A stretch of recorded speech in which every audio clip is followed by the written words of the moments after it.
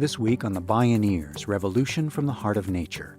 Contrary to the myth in our culture that we separated individual, aggressive, competitive creatures, we're actually wired for empathy, wired for connection, wired for love, wired for compassion.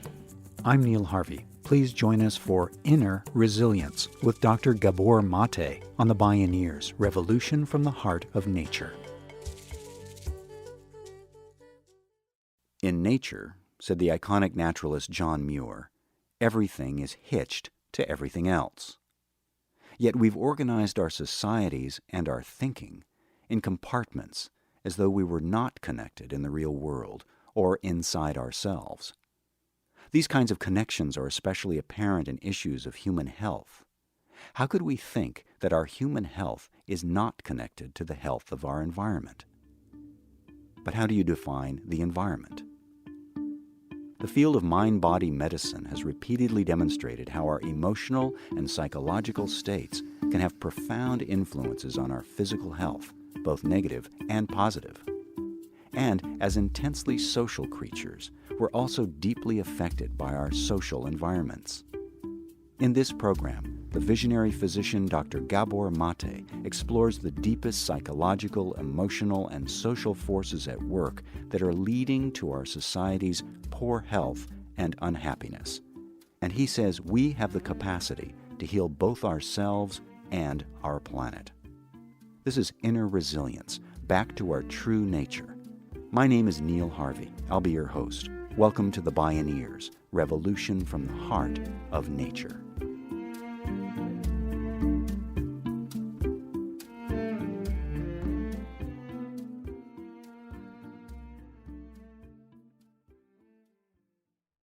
The Buddha said 2,500 years ago, he talked about the interconnection of everything, what he called the interconnected co-arising, interdependent co-arising of phenomena.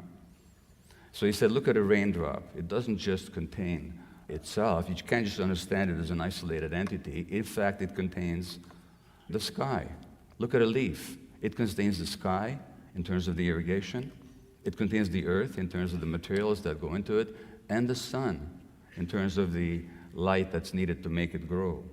And he said that the birth and death of any phenomena are connected to the birth and death of all other phenomena. The one contains the many, and the many contains the one. Without the one, there cannot be the many. Without the many, there cannot be the one. Dr. Gabor Maté is a Hungarian-born Canadian physician.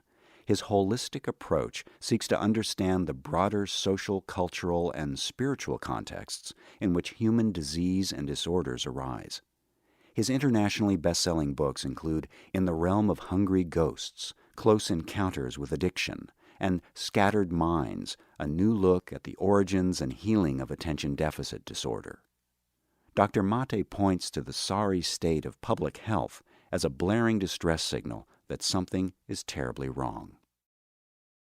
When we look around this society and from the perspective of health, what do we see?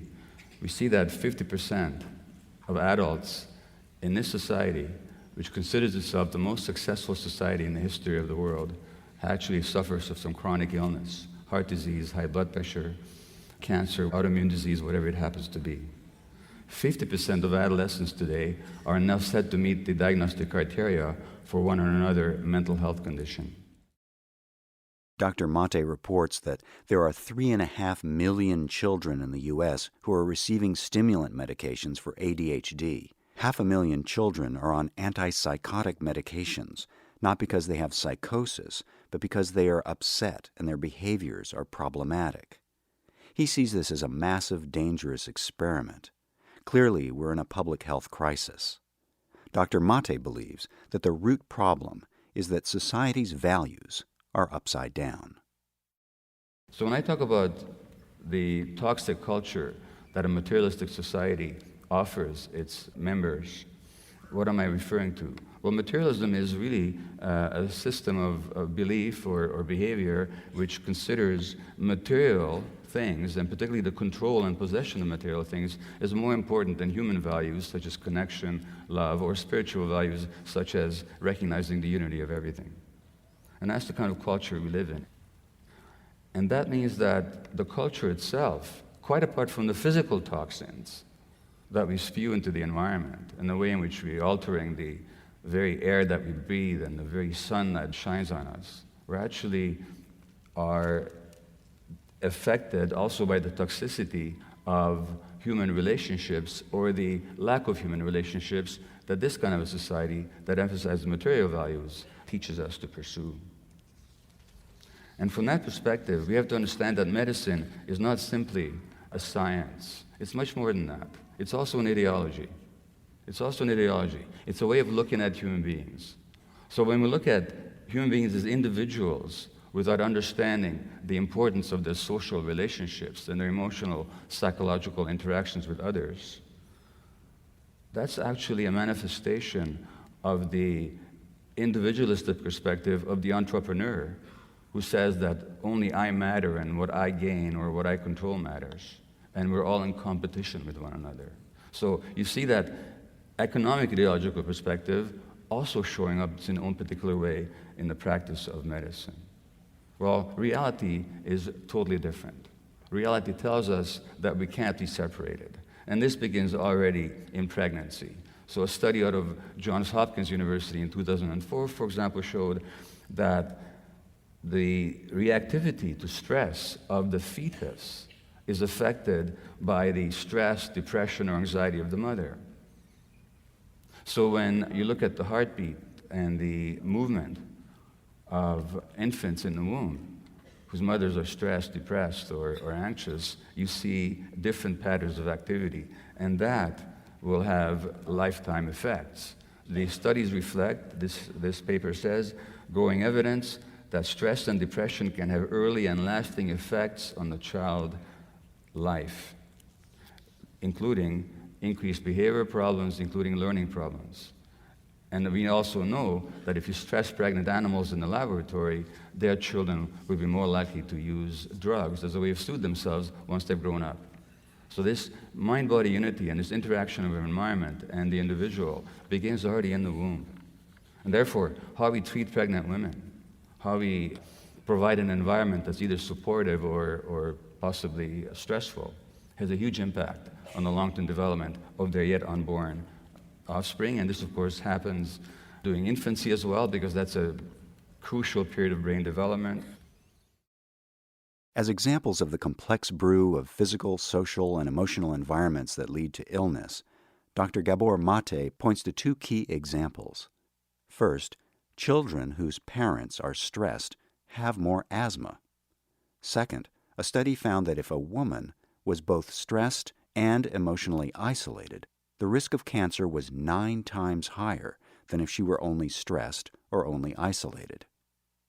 Needless to say, economic hardship and poverty are extreme stressors, as well as sources of environmental injustice, such as severe toxic hotspots. A study a little while ago showed that when women who are pregnant breathe in polycyclic aromatic hydrocarbons, their children are more likely to have behavior problems by school age. So we think this is simply a physically environmental problem. No, it isn't. It's also a socioeconomic one, since it's poor women who tend to live in more polluted areas. And therefore, the medical scientists who did the study at Mount Sinai School of Medicine in New York said, this is really a paper about social justice. Poor people have more exposure to these things on all counts, whether bad air or psychosocial stress and other things. That's a societal problem, and the changes are not going to be on an individual level. They're going to be on the societal level. You can't separate individuals from their environment. A report out of Harvard earlier this year talked about the impact of toxic stress on children. And these children who experienced toxic stress because the environment was stressed, because their parents were highly stressed, or dysfunctional, or abusive, later on in life, they have a significantly increased risk of heart disease, obesity, diabetes mellitus, high blood pressure, and a whole list of other medical conditions. Not only that, how does an infant and a young child adjust to stress? Well, by certain coping mechanisms. If you're very stressed, but you're helpless in the face of the stress and you can't escape it or to change it, one of the ways you'll respond is by tuning it out, by dissociating, by throwing your mind somewhere else so you don't have to suffer the discomfort and distress of the pressures that the environment is placing upon you. But if you're doing that when you're 1 or 2 years old and your brain is developing, then tuning up becomes wired into your brain. And guess what? 8 years later, they're going to diagnose you with ADHD and give you medications. And if you're looking at the preponderance of all these childhood conditions that are just burgeoning in our society, autism, Asperger's, ADHD, oppositional defiant disorder, a whole range of childhood disorders, what are we seeing? Not genetic problems, not individual problems, but the effects of a highly stressed environment on parents, which are then passed on to their children despite the parents' love and despite the parents' best efforts. Well, where does that leave us? It leaves us, first of all, looking at the economic issues.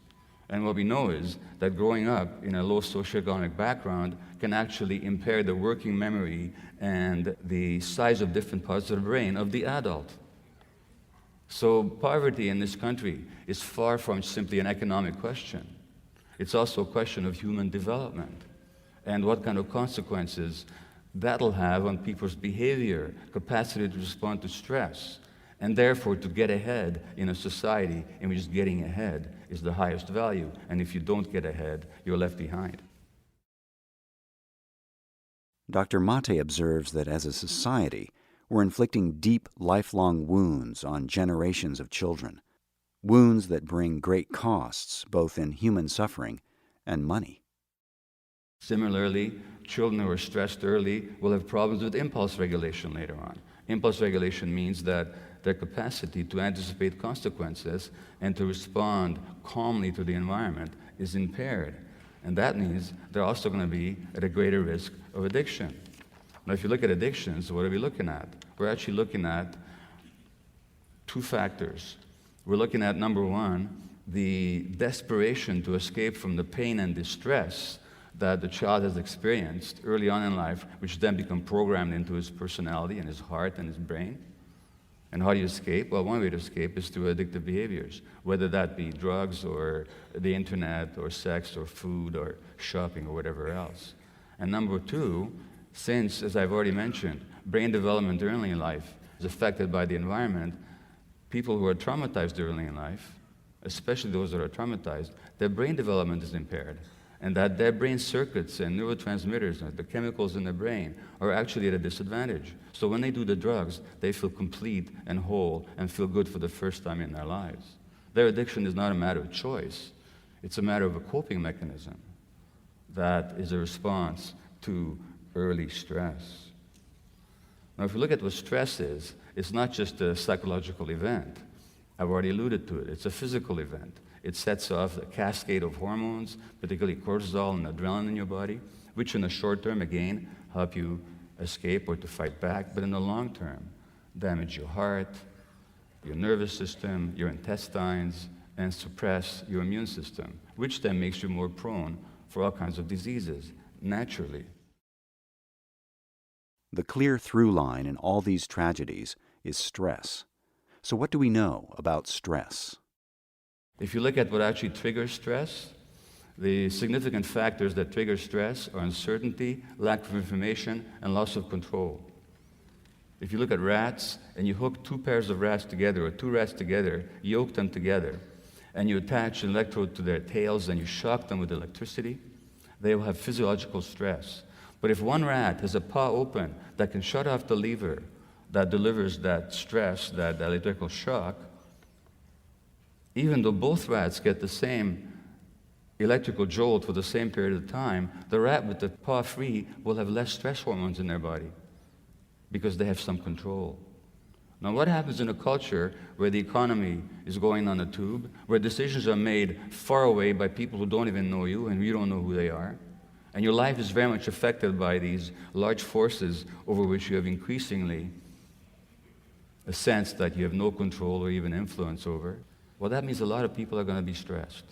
A lot of uncertainty. A lot of people are going to be stressed. And that stress then will lead to addictive behaviors. That stress then will lead to parents passing that stress on to their children. Childhood stress is something Dr. Gabor Maté knows about intimately. His personal story when we return. This is Inner Resilience, Back to Our True Nature. I'm Neil Harvey. You're listening to the Bioneers, Revolution from the Heart of Nature.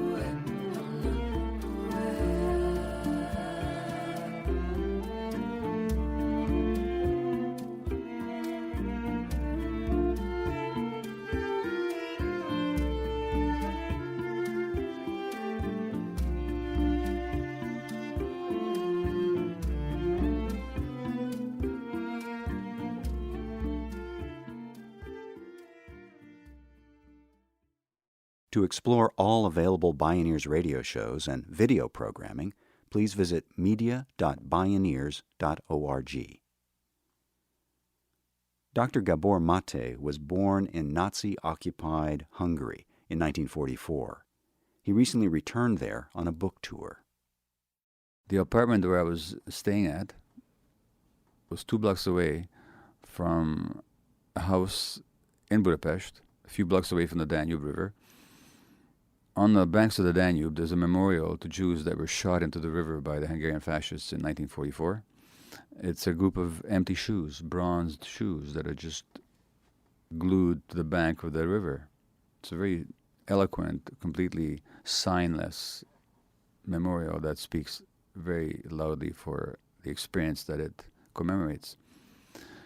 A few blocks away from there is a house which used to be a glass factory in the 1930s, so it's called the Glass House, where my mother and I lived under very precarious Swiss protection along with 1,000 other Jews in 1944.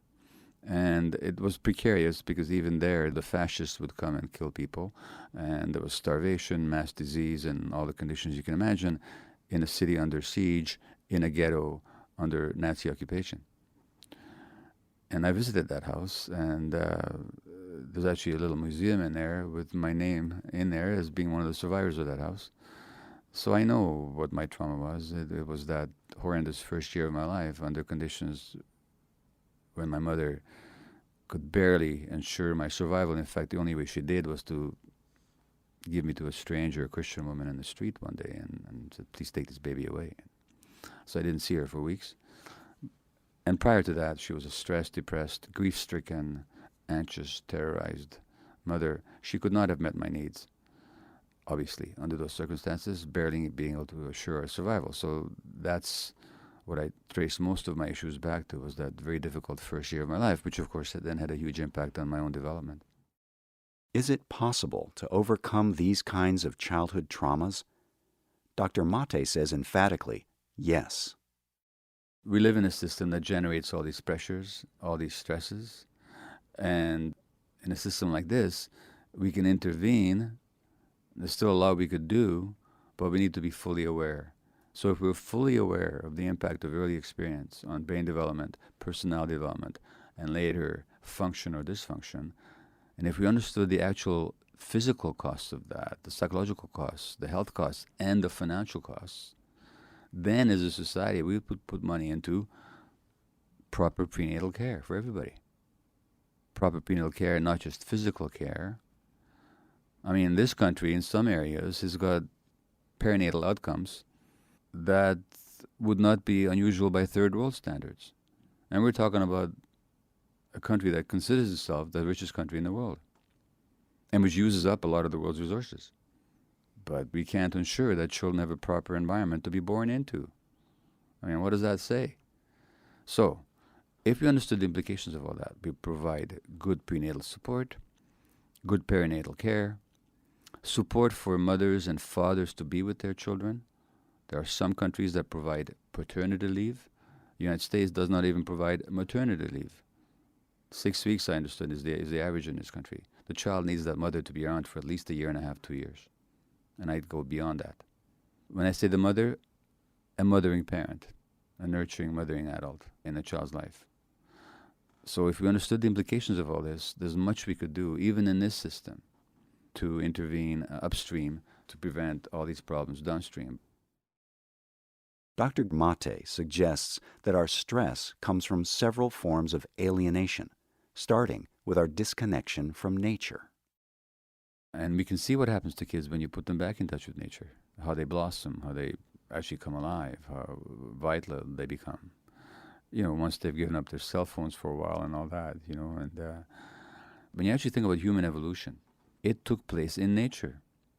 Civilization, which is to say the movement of people into cities, is a very recent phenomenon in human evolution. I mean, if you think of millions of years of evolution that got us to this point, we talked about the evolution of the human species itself, a few tens of thousands of years. For almost all that time, until really a blink of an eyelash, a couple of thousand years of history, we were completely connected with nature. And that connection is what allowed us to survive. So it goes contrary to our nature to be disconnected from nature. And you can't violate your own true nature without being hurt by that violation. Next comes our alienation from other people. Today we have less intimacy, less trust, and less direct human relationship altogether, exacerbated by digital technology and virtual friendships. Dr. Maté also sees widespread estrangement from our daily work. A lot of people no longer do work that has any meaning to them. And since human beings are productive creatures, we really are created in the image of God. We're meant to create. When we do work that's not creative, that doesn't reflect who we are, that imposes depression, anxiety, a sense of meaninglessness. And when we have a sense of meaninglessness, we'll want to substitute that sense of meaninglessness or that sense of meaning that we've lost by all kinds of other activities. And then we get all hung up on how we look, or how people feel about us, what we can obtain, what we can possess, what successes we can achieve. In other words, all the false substitutes which cannot possibly compensate us for the lack of genuine meaning. And of course, what this society does, it sells us a lot of products that substitute for that loss of meaning. In fact, much of the economy is based on a loss of meaning in our culture.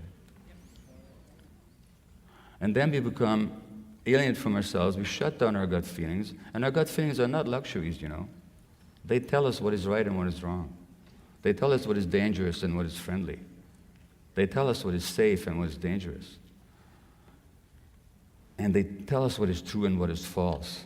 So when we're alienated from our gut feelings, we no longer have a sense of reality, no longer have a sense of truth. Well, the good news is that human beings can regain their sense of connection to themselves, just as we can regain our sense of connection to our nature. As one way to regain connection to ourselves, Dr. Maté recommends and uses mindfulness practices, such as meditation. It really is a matter of consciousness, of how aware we are, of how connected we are to ourselves. And again, for me, when I can stay connected to myself, when I have the practice, which in my case must include some mindful awareness practice, and when I don't do that for a while, everything starts going downhill. When I maintain it, I can stay much more resilient. So it takes practice, it takes daily effort, it takes attention. And as long as we give that to ourselves, because again, that goes back to what we said in the beginning. What children need is attuned attention. That's what adults also need. In this case, we can give it to ourselves. And when we don't, we're like a lost child. And I can certainly get that way. Others may find mindfulness practice through connecting with nature. Some people might find it through yoga, the art of Japanese flower arrangement, I don't know, whatever it takes, but something that keeps you connected to yourself. In other words, you can't just keep doing the daily grind and having all the focus on the outside and not expect to get burnt out. Well, the good news is that we can regain a connection to ourselves. And empathy, which is a genuine human quality, is in us. We're actually wired for empathy. That's our nature as human beings. So contrary to the myth in our culture that we're separated, individual, aggressive, competitive creatures, we're actually wired for empathy, wired for connection, wired for love, wired for compassion. So really, to move forward, all we have to do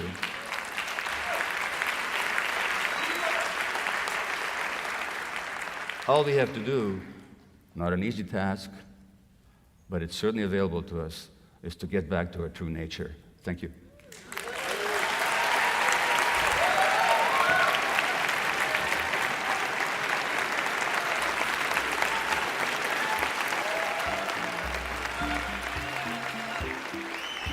Dr. Gabor Maté. Inner resilience. Back to our true nature.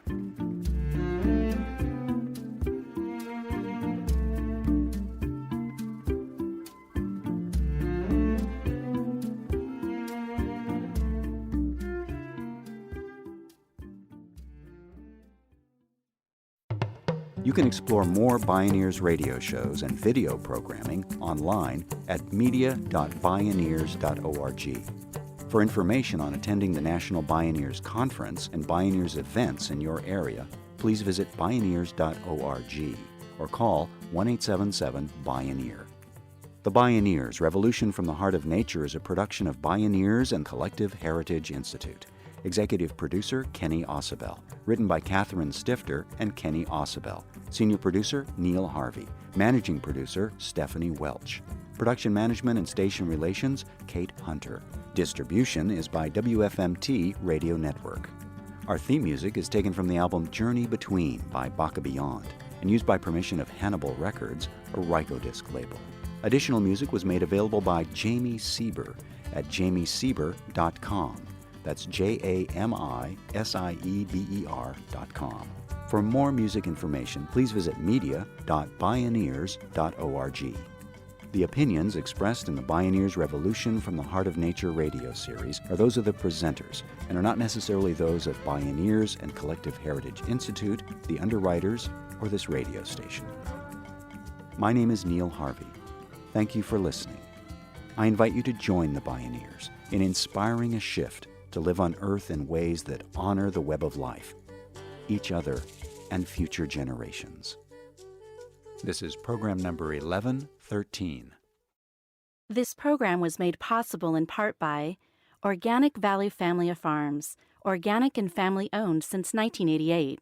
Visit organicvalley.coop. Mary's Gone Crackers, healing the planet through conscious eating, gluten-free and vegan products since 1999. Learn more at marysgonecrackers.com. John Masters Organics, feel good about looking good. Visit johnmasters.com. Funding also provided by a grant from the Park Foundation, dedicated to heightening public awareness of critical issues, and by the generous support of listeners like you.